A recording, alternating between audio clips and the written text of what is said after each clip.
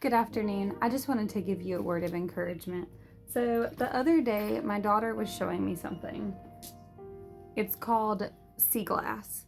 And as she was showing me these beautiful pieces that were found in water, that were actually given to her by her cousin, I started to think about something, about how they're made. So I ended up Googling it to see.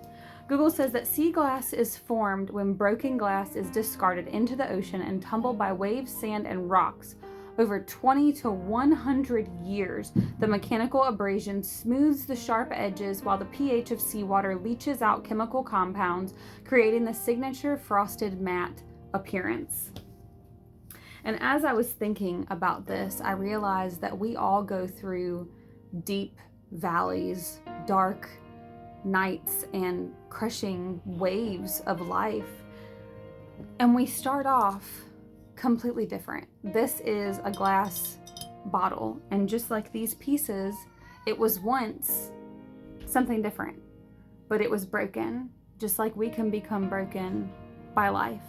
It was tossed away, and sometimes we feel tossed away. And then in the ocean, it was beaten by waves, rocks, and sand. It was in deep water, just like we can feel that we're being beat by life, that we're drowning and we feel like we can't breathe. And over time, it came out to be these beautiful pieces of sea glass.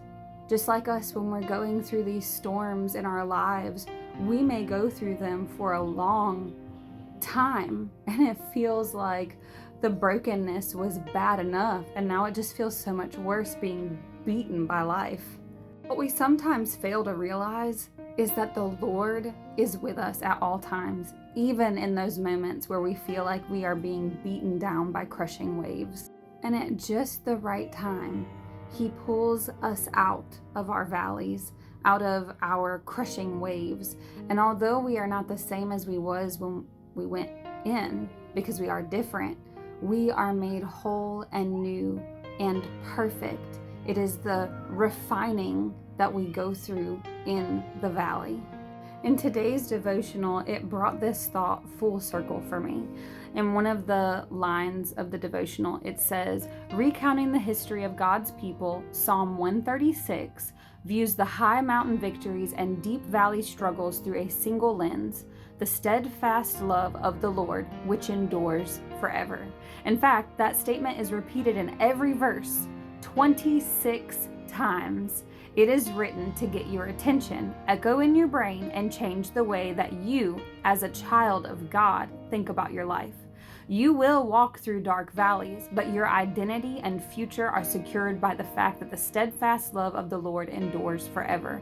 May this shape the way you think about your life as a child of grace. So if you are currently walking through a valley, feeling crushed by the waves of the trials that you're going through and being beaten by life, just know that He is still there with you, and He is working in the refining. Malachi chapter 3 verses 2-3 says, but who will be able to endure it when He comes? Who will be able to stand and face Him when He appears? For He will be like a blazing fire that refines metal, or like a strong soap that bleaches clothes. He will sit like a refiner of silver, burning away the dross. He will purify the Levites, refining them like gold and silver, so that they may once again offer acceptable sacrifices to the Lord. In our trials, He is refining us, and He will make us whole, new, and perfect in His time. He gives beauty for ashes, joy for mourning, and His faithful love endures forever. So if you're going through a valley today, I really hope that this encourages you. I hope you have a wonderful day, and remember that Jesus loves you.